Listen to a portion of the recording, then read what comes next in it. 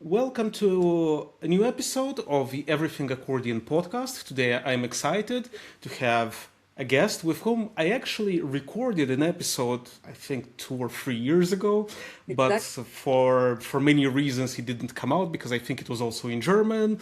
And then we said, okay, you know what, maybe we will talk again at some point. And as normally things go, time passes, people are busy, and but today we're here, and I'm really excited to be talking to Fanny Vicens about her work, about her upcoming projects, also a CD release. So without further ado, Fanny, welcome to the podcast. Hello, thank you for inviting me to talk again, and I hope in English it will be fine. Absolutely, it would be great. And to kind of start the conversation off on your website, and I also know that you are a pianist as well as an accordionist, but I believe you are more well known as an accordionist, at least was accordionist. And do you remember the first time that you tried an accordion, heard an accordion? Why the accordion? Yes, I remember very well. I saw it on the TV. There were sometimes TV show with the children and sometimes with accordion, and I saw it with my great grandmother. I was maybe 4 years old, and she told me how great is this instrument, and I can exactly remember when I saw it live for the first time. It was during the summer holidays. I was maybe 4 or 5 years old, before school, that I'm sure. I saw a boy. He was maybe 8 years old, playing the accordion during a fest, a party in the village, very small country village, and I was sure it's my instrument. Why does this boy have my instrument in his hand? It was really like discovering something that belongs to me. So it is actually very clear in my mind, this very first feelings about the accordion. Yeah, one can say it's kind of love at first sight. You see it and you're Yes, like, mine. exactly. Nice. I believe it's really great when that happens. When when I talk to people and to musicians as well, sometimes it's this question of, oh, it's so great that you at an early age knew what you wanted to do. And in your case, it's one extra step. At your age, you already knew which instrument you wanted to play and to have. So And I can great. remember the feeling. It was like a magic box, like if you have the key, if you have the magical power to play it, it sounds like a whole symphony or orchestra, because maybe this harmonic feeling, it was really for me a strong impression. And of course, you come from a country that has a very strong tradition in accordion, but you kind of went a bit in another direction, contemporary music, a lot of it, also playing, of course, classical music. And is contemporary music something that was of interest to you immediately, or was it a gradual kind of process towards getting there? So I'm used to say, actually, I began with the piano, as you said. I Okay. am a pianist. I began with the piano I was 5 years old. My mother was a pianist, I mean, not professional, but she played the piano, and it was for her very important that we are 4 children at home. We learn all the piano, and I began with accordion with 7 years old. And actually, I began with classical piano, and there were one accordion class in my conservatory. And the professor, he was a classical accordionist, Guy Ferla. He actually studied composition with Krzysztof Penderecki in Poland, in Wow. parallel with Okay. teaching the accordion. And then a new professor came 2 years later, when I was 9 years old, Yannick Ponzin. And actually, my first approach to the instrument was very classical, and the contemporary music was so in the formation. I cannot say I loved this music as a child, but I, it is a music that I discovered very early. So I preferred to play the classical music at this time, but it was something actually quite normal for me. How did it work with studying both instruments? Was there ever a moment where you thought, you know what, maybe I will go with piano, or maybe I will go only with accordion, or was it clear in your mind that you wanted both instruments at the same time? Um, so when I was very young, I wanted to play only the accordion because the piano came from my mother, and from 5 years old to 11 years old, so quite long actually, 6 years, I was not so happy to play the piano. It was like, I mean, like school. I don't think so much about it, but I should. Mm-hmm. But I was already very engaged with accordion. It was like really like a vocation. When I was 7, I said later I want to become an accordion teacher.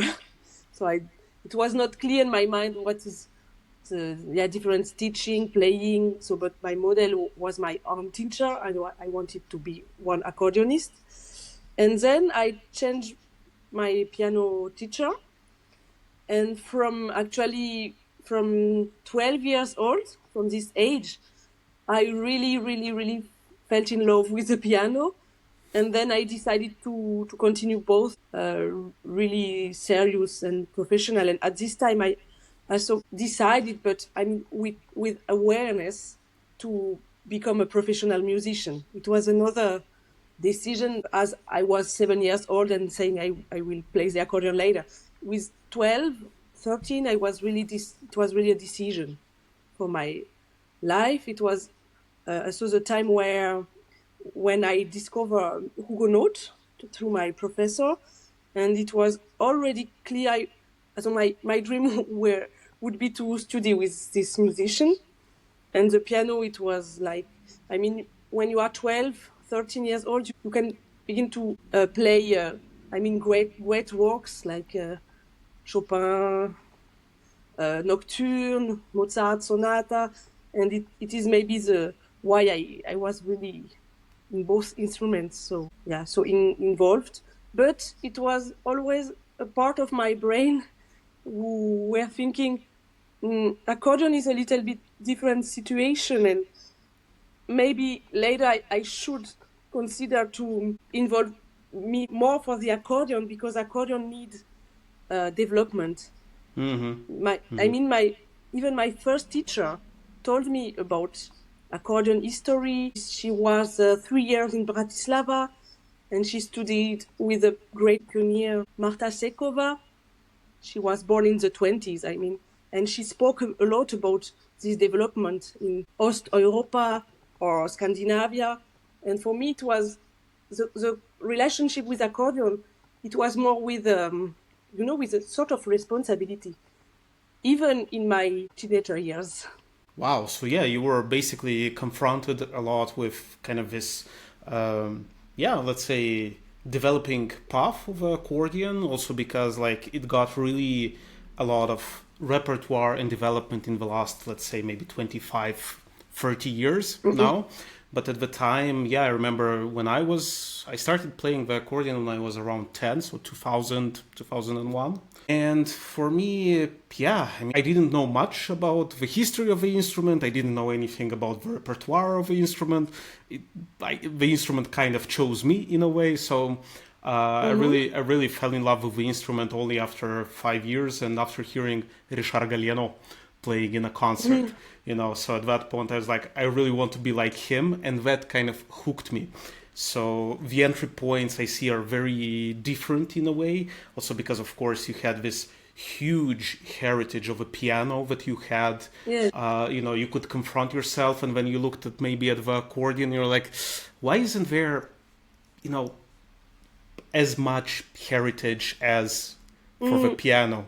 And having someone who tells you about and kind of introduces you into the world of a developing instrument history and being part, in a Yeah. way, of that history is definitely something that I lacked. But I hear in your case it was almost like a driving force, you know, this thing of, For you know sure. what, Yeah. I want to help the instrument. So it was not, of course, not so aware, but Of course. it was. I mean, I began to play with 13 the pieces like I don't know, winter sketches by Kusiakov, or pieces by Troyan. You know, this destroyed cathedral. You know, this music very emotional, and for me it was like, but accordion has already his great repertoire. And because I was in two worlds, I mean the piano and the accordion, it was not two different worlds because it belonged both to the conservatory where I studied as a teenager. But I could see the difference of how the people consider the instrument. It was more like, yeah, I am so proud to play accordion, and I would like that the people consider the music by Zolotariev and Kusiakov. I was in these years very in love with I mean classical music on accordion, but also those Russian music, and I wanted to make it famous like Chopin or Prokofiev or Brahms. You know, after that my preference changed a bit. Now I'm not playing so much Russian music, but yes, it was because of playing two instruments and the influence of my teacher were very important for me. Yes. And walk us through how, you know, being influenced by your teacher as a student made you yourself become a teacher, because you're now teaching in Lausanne at the Yes. academy. And yeah, walk us a bit through the path of, you know, you starting, then you going and studying with Huguenot, then I believe you went back to France, and then you ended up, quote unquote, in Switzerland Mm-hmm. teaching. So at the beginning, I went to Germany. I met Huguenot for the first time. I was 17 years old. It was a few years after discovering his CDs through my professor, and I played for him uh, Bach, Partita, and Couperin, Folie Françoise, those pieces that he actually had recorded before. And then he said to me, "Yes, you can come and join my class." So I quit to to Germany 2005, 21 years ago, and I thought I will go there just for 2 or 3 years maximum to get a teaching diploma. It was really not in my mind to play on the stage because I could not imagine that it's possible to live through concerts, you know. And actually, the plans changed a lot because I remained 8 years in Germany, and Huguenot leaves. And then I had Hans Mayer and Anne-Maria Hölscher, and then I studied in parallel piano master, and then concert exam, which is the highest diploma. So it took a lot of time actually to do this, and I began actually to play a lot as a student to accompany at first as a pianist because I was playing so much with singers and with strings because I could read very good from Prima Vista. So I was really playing a lot of program with my colleagues. And then I was thinking, oh, but I, I, I love this feeling to be on the stage. And I want to have it also with accordion. And then I began to do the same thing with accordion. And after 8 years, studying very deep and developing programs and collaboration with other musicians, I decided to return in France. And actually, when I came back, I was thinking, oh, for sure I will maybe find a position to teach.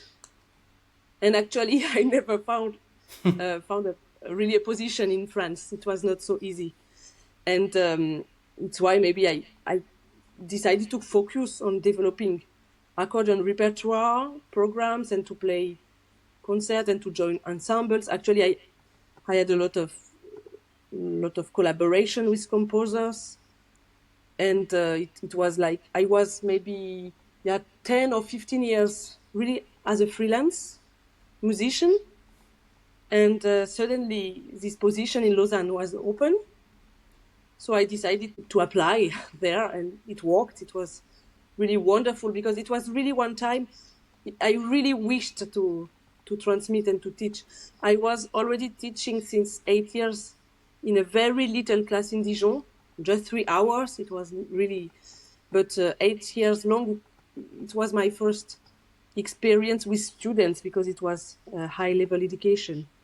But then in Lausanne, it was really then, okay, now it is something serious. I will develop this class. And I should say now with time, all the things came in the right order at the right time. I'm really happy actually, because if a position like this come too early, so I would not have the time to develop so much projects, and if it come too late, then it never happens. But I was very lucky that for me the things happens in the right time. Well, I think, on the one hand, one can say it's luck, but, I don't necessarily entirely believe in luck. I believe that luck is what remains after you put effort into something. But it comes at the moment that, as you say, after years and years of you may be thinking, oh, this is something that I want.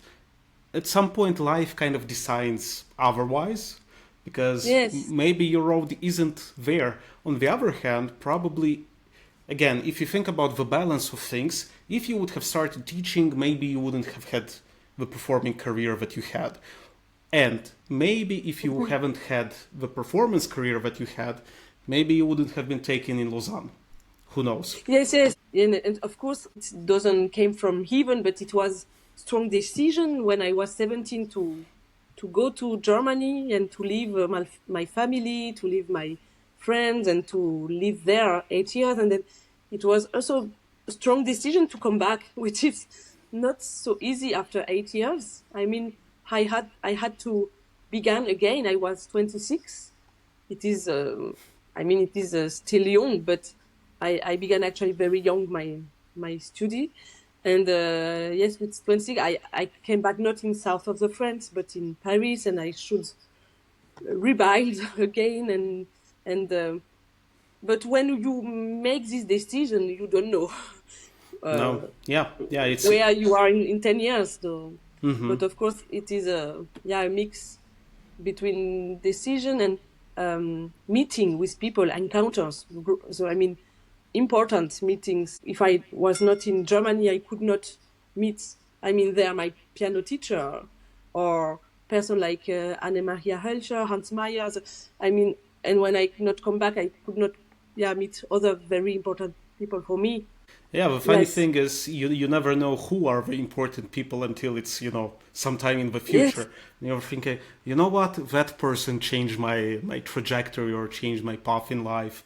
And yeah, no, it's always very interesting. And I can totally relate to what you're saying about coming back also, because like in my case, I never considered going back to Moldova as a professional accordionist, because Yes. I see, I was away from my home country when I was already 16, 17. I did all of my studies until I was 25, 26. I can completely understand that those are the years where you kind of build your network of people and your relationships. And Yeah. if your entire network of people is not in the place where you come from, it makes only sense, to either start building something if you're interested there, or, staying or maintaining relationships in the place that you lived and kind of grew up in. Yes, Yeah. exactly. What I can say through the time and the distance, it's really I had no career plan. So it was really no. It. I mean, even now, I don't know what I will want when I want to make in 5 years or 10 years. I don't have a plan, so I have to develop this project, and then I will obtain this and this. It was all very lot of yes random things which happens, like, I mean, the encounter with Jean-Etienne Sotti, so my partner in duo XAMP, but also in life. Of course, this meeting changed my life, and it gave direction to my path, but I had no plan actually as a musician. I had always a dream to be a musician, and actually it is a only dream. What I had is I love music. I want to play music, to share music, and we will see where music will lead me. Yeah, but many times knowing, I was speaking to, on my other podcast, I was speaking with a colleague, and we were saying that, if you know why you are doing what you are doing, again, I want to be a musician, I want to share music and musical experiences with people. There's also a book by Simon Sinek that is called Start with Why. And as long as you know your why, the how and the what being the projects, how you get there to those projects, they kind of reveal themselves along the way. Maybe we don't see them, but in the end, maybe we don't even need to see them, because how many times we've planned something like 1-2 years ahead, and then something happens and it goes completely sideways and it doesn't happen at all. So it's life is unpredictable, and I believe like this rigidity of now my career path until 2031 is going to be this. I mean, if it happens, great, but one needs to stay flexible and eyes and ears open. And talking about projects, your duo XAMP, which I didn't know what it meant, it's Extended Accordion and Music Project. I would really love to talk about that duo. Can you, for the people and the listeners who don't know this project, can you describe what it entails? So we met with Jean-Etienne in 2012, and it was same encounter with the music, like love in first sight, I should say. It was really, I mean, I met my life partner, but also a musician. We shared a lot of common points, point of view, and actually it's all the things happened very quickly. He studied in Switzerland and I came back in France. It is exactly the same years, so we had a distance relationship at the beginning, but each time we met, we spoke about music, we played together, prima vista, repertoire, just for fun. And we began very quick to speak about developing new repertoire and to develop a quarter tone accordion. It was really at the very beginning of our encounter, because I had this in my mind since Huguenot said me in the years 2005, 2006, that accordionist and composer Gérard Griset, a French great composer who were his great friends, wanted to develop one quarter tone accordion in the 80s. So I listened that I was 18. It was like, a little seed that he put in my mind. And then Jean-Etienne said me, it would be so great for other reasons. He has also this dream. And so actually when he came back to France after his study by Anzelotti, 2014, we began with this project. We called our tuner, Philippe Imbert, and we said, okay, that's our project. But of course, it was after 2 years thinking a lot about how to make it, because our accordion, XAMP, microtonal accordion, has a special featuring. I mean, the repartition of quarter tone, which are on the right side and which are depending the register, so it's a longer story. But yes, we thought a lot about how to make it, and then this project began, and we had a lot of collaboration with composer. We developed repertoire, we played concert, we made transcription. I mean, it is like this since 14 years now, and we recorded some CDs together, and then for 2 years we were also developing 2 new accordions with historical tuning. We have one accordion in mean tone tuning and one other accordion in Valotti tuning. In the diapason. The reference is 415 hertz, Okay. like the baroque instrument. So now we are developing more this project, and we also made some collective projects like Space, which was a project with 8 accordionists. So actually, it is a sort of a rhythm in our life to develop something, to do some projects, and yes, it is why actually this name XAMP, Extended Accordion Music Project. From the beginning, it was this idea of extending something, and not to build a duo just for playing side by side on the stage. We wanted to have a larger conception of what can be a duo in contemporary music. It's why we use electronics, or we use some new state situations, spatialized sounds, and so on. And of course, we are also very busy because now our life changed a little bit. We have both professor position, Jean-Etienne in Paris and me in Lausanne, and we are parents of 2 children, and less than 1 month we will be the parents of 3 children. So of course it is. Congratulations. Thank you. Yes.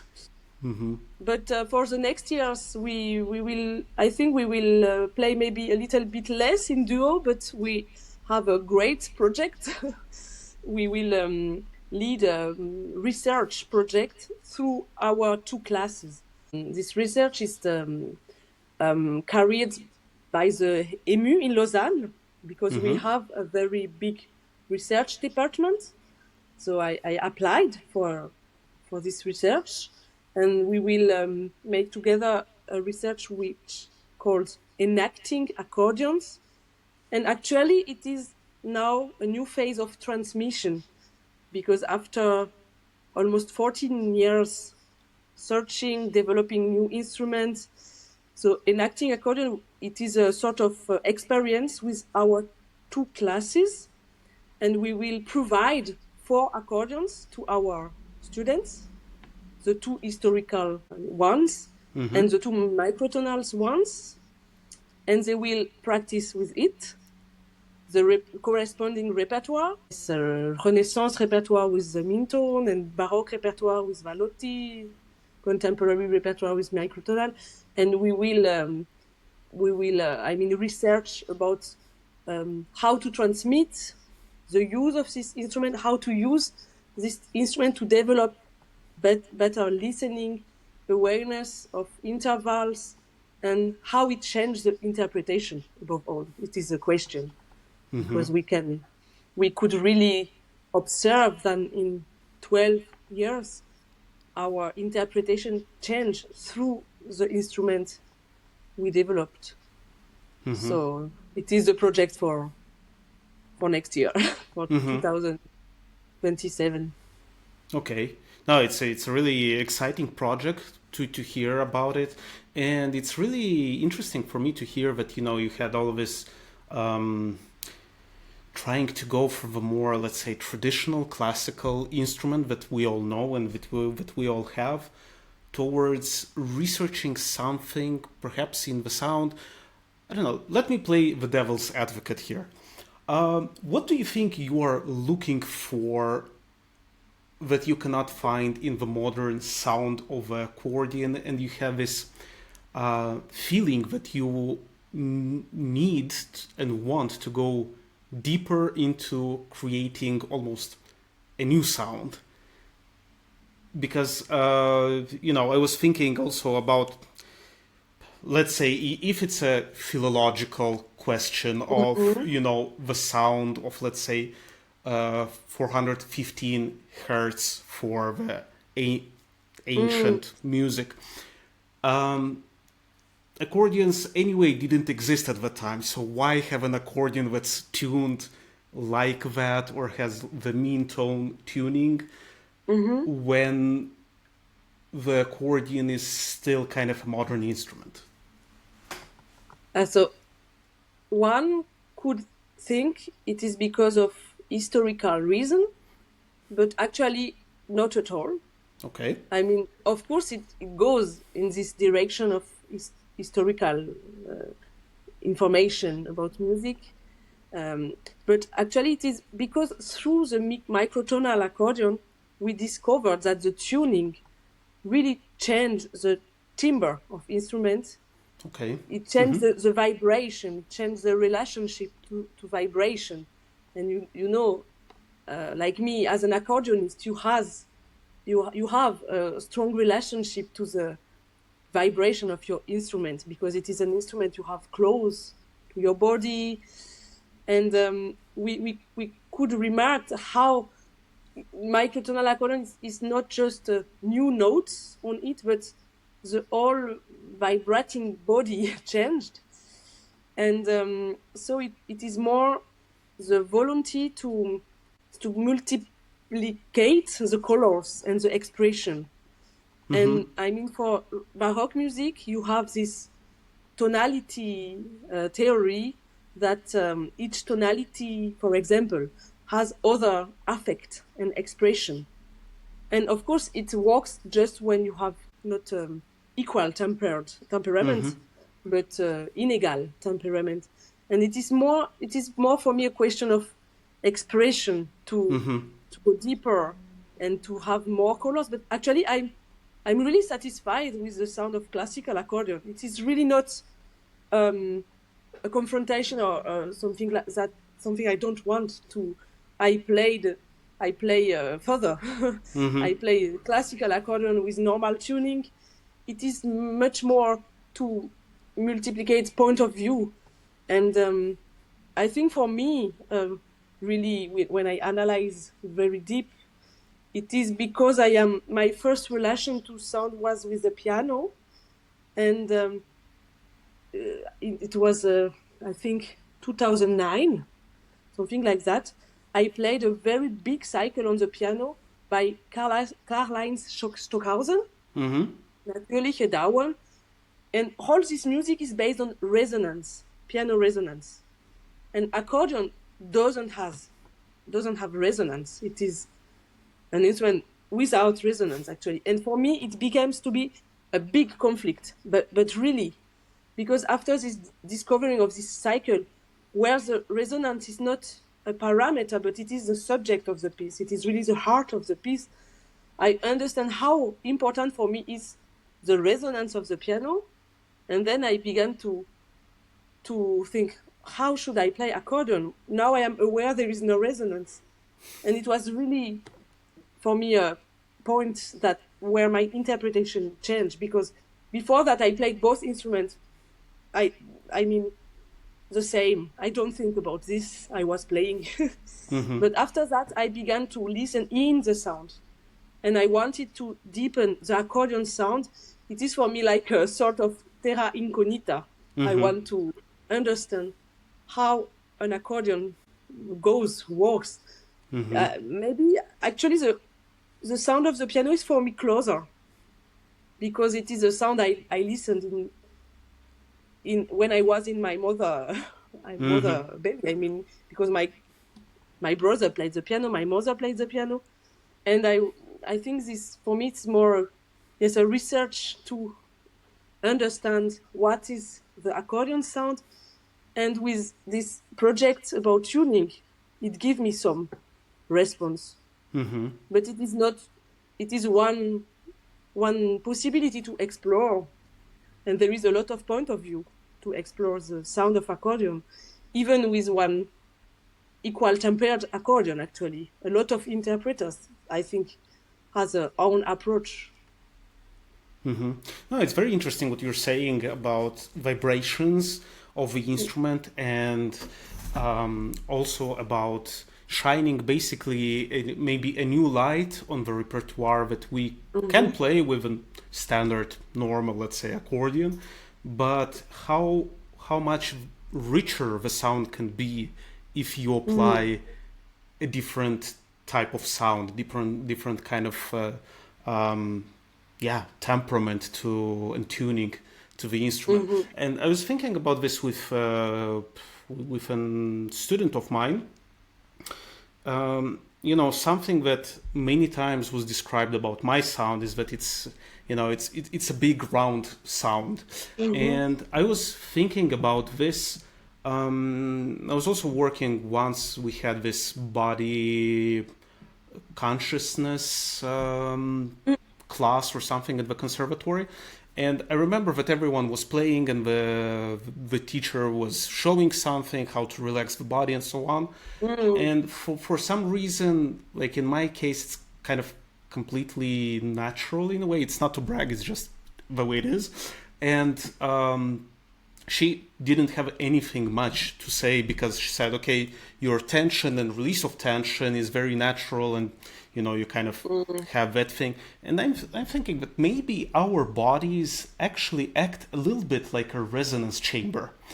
It amplifies if you are free and open, and it goes, from your lungs onwards. It kind of amplifies the sound. And if you are tight and if you are, like not free, then the sound also becomes quite small in a way and tense. Exactly. It's very, I think a lot of accordionists are aware about this in our generation, and I think it is really one point where the teaching will be developing, because when we consider other instruments, wind instrument or keyboard or strings instruments, the body, so they are more, of course they have more heritage and they have more experience, but it is obvious, for singers, that the body created the sound. And I think for accordion it's the same thing, and above all it is an instrument that is so close, and we cannot act we cannot act directly on the reed when we play. Yes. Actually, it is a little bit contradictory. The instrument is very close, but the sound is quite far from the finger to the reed. It is not direct; it is indirect, because you have to push, to pull. To the press air, the control. Yes. Actually, it is a very indirect way to produce a sound. It is not like palm on the piano or.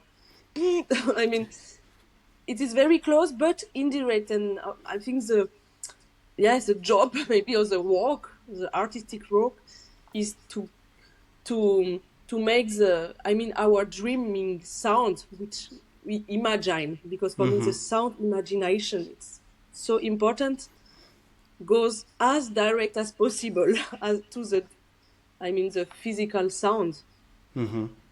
So for me it is a sort of dream to connect both, or it is one way to I work with my students, first to imagine the sound and to try to do it as direct to the body as possible.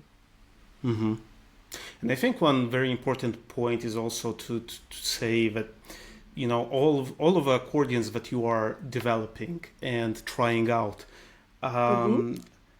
I remember when I wrote a blog post about the Biltuna matrix and how it worked, and because it was quite innovative, and this organ builder, he called me up and showed me everything about the instrument.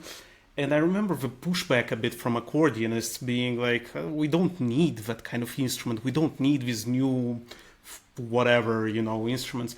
And I think the misconception there is that these instruments are not there to substitute the accordion. Exactly. Yes. They are there to emphasize and to augment, to extend the potential and the sound possibilities of the instrument. Exactly. I agree, because it's to build a market to sell a lot of those instruments. It is not really realistic, but the harpsichordists are working a lot of clavichord to expand the sound of harpsichord. And as a pianist, I had the possibility sometimes to play, for example, Mozart concerto on a fortepiano. And when you play Mozart on a fortepiano, on when you play Chopin on a Pleyel piano of this time, it is so different. The pressure of the key, the length of the resonance. We spoke about resonance, the pedal. Not only the tuning for the piano, it is really the weight and the sound produced through the hammer. It is so different, and you can feel something from touching. From touching, you can have other feelings, and if you practice 2-3 hours and you go on the modern piano, after that you feel like you are an elephant in one porcelain shop. So we have this sentence in France, to be an elephant in a porcelain shop. So I don't know if it is universal, but maybe you can understand what I... Yeah, definitely. But actually, you will then adapt your playing, your sound will, through the sensation you develop with an historical piano on the modern grand piano, or the big Steinway. You will adapt your way of... big Steinways are not made to play Chopin, Debussy, they are made for maybe Bartók, Prokofiev, and so it is more feeling from the hands, and of course of the listening. And through the temperament, it is another point of view to explore. But actually the goal is, if you go back in your own classical instrument, you discover it differently. It is like going back home after a long journey, and I use it, of course, on the stage to play concert, because it is such a joy. But I use it also just for practicing some repertoire, and with my students now through this enacting accordion project, I bring it in Lausanne a lot, and they can practice the repertoire on this instrument and understand something, because relationship to the tonality, to the interval, to the consonance, dissonance, tension, resolution, and then the body, actually, it changes. And then on the own instrument, then it is like, I go back home, but I am richer. I have more idea, and the sounds, it remains actually, it is our research question. We have to prove it through recordings. We will have a lot of sessions to document all this process. But I think we will prove maybe that the practice on this modified instrument modify the playing at the end. Amazing. Yeah, I'm looking forward to seeing what your research will bring in the future. And speaking of recordings, because I know that our time is a bit constrained. Speaking of recordings, you have an exciting recording coming out later this month in May. It's a double CD with music by Mozart and Haydn, which I'm really looking forward to listening. And can you talk a little bit about this project? Yes, I can show maybe yes, the object, please. So I'm very happy because it arrived last week, and of course it is a project for which I needed 2 or 3 years, so maybe 3 years to buy it until it comes. So I'm happy to have it. And yes, it is 2 CDs, actually 2.5 hours of music. Wow. Just a keyboard works by Mozart and Haydn. And actually it was, we said at the beginning I had no career plan. It was, so I am someone which believe in intuition and in some kind of pulsion. And 2.5 years ago, I gave birth to my second son, and I was in the hospital, and I came home, and the first things I made is to listen one Mozart CD on the piano. It was like, I need this. It was like a pulsion. And I played a lot Mozart and Haydn when I was younger. It is actually 2 very important composers that made my vocation to become a musician.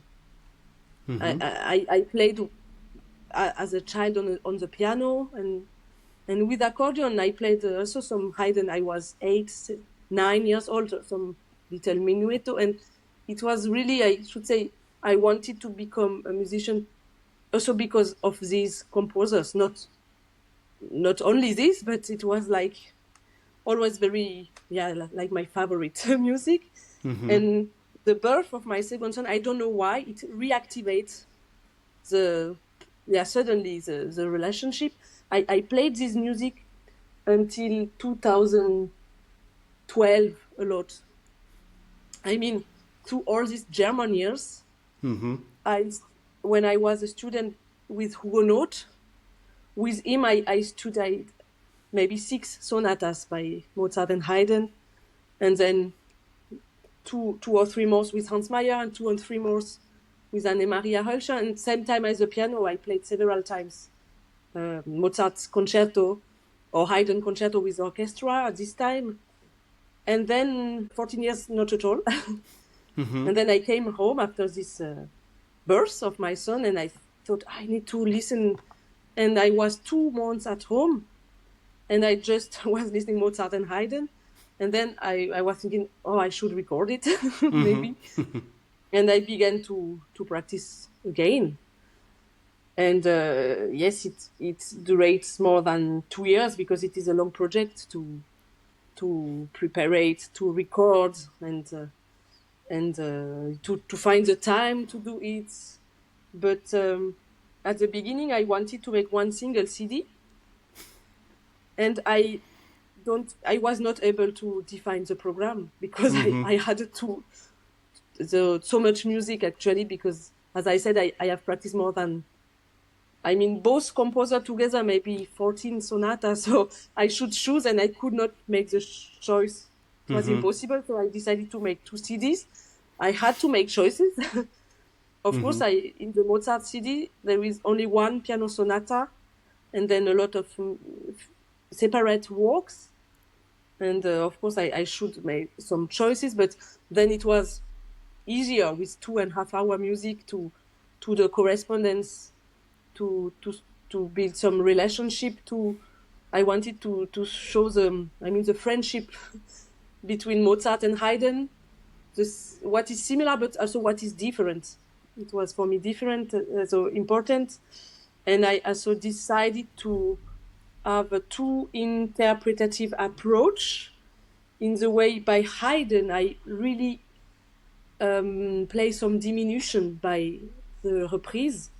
I improvise some little diminution a lot, as I made in the Baroque. And in Mozart, I decided not to make it, but to change the interpretation through other parameters.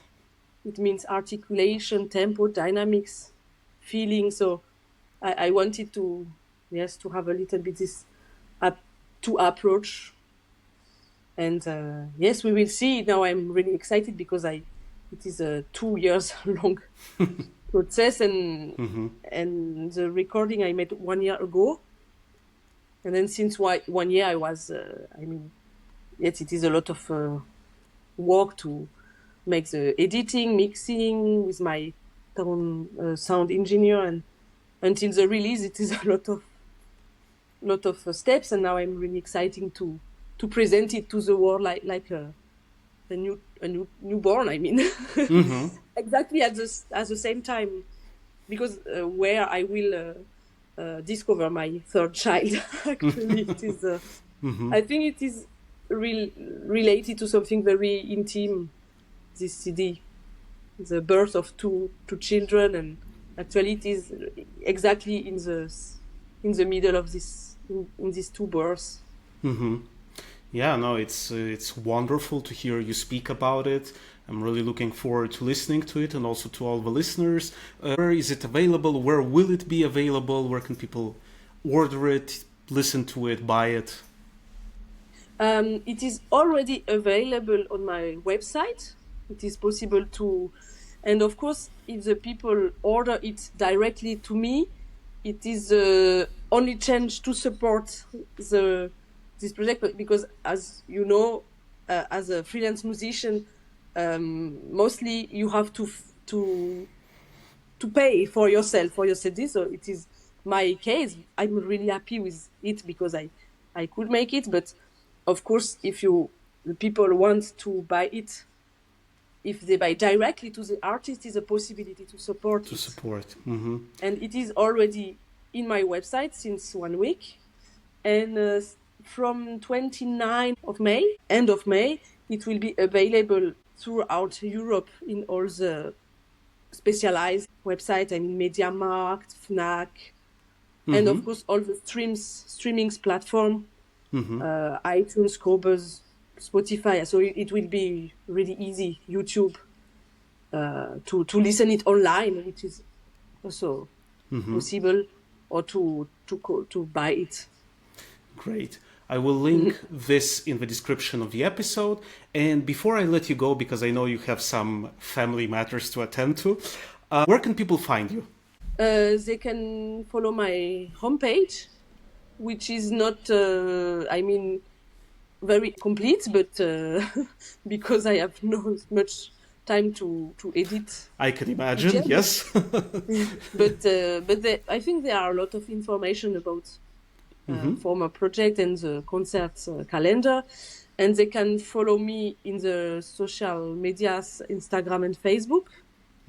And I have a YouTube channel when I have some recordings, and of course in the homepage of EMU in Lausanne, there are also some information about this research project, so it will be updated through the various events, seminars, concerts we will make with Jean-Etienne and our two classes. It has a special page, so all these canals are possible to follow. Absolutely. And I will link everything in the description of this episode. So, dear listeners, go to Fanny's website, check out the different research projects that she's doing, follow her on Instagram, Facebook, on YouTube. If you have also questions, you can reach out to her sooner, because she will be very busy very soon. And Fanny, thank you very much for this conversation. It has been a real pleasure to talk to you again after, I think, 2 or 3 years and to hear about all of these super interesting things you're working on. And I believe we will have you again on the podcast in a couple of years when the research that you're doing is starting to produce, I don't want to say results, but, visible impact. So thank you. Thank really, you so much. thank you. We want to do some materials online, like recordings on this accordion, because of course to speak about temperament is one thing, but to experience it through listening, it's actually the single available sensation you can have, and we will try to make it, of course. Absolutely. Thank you so much.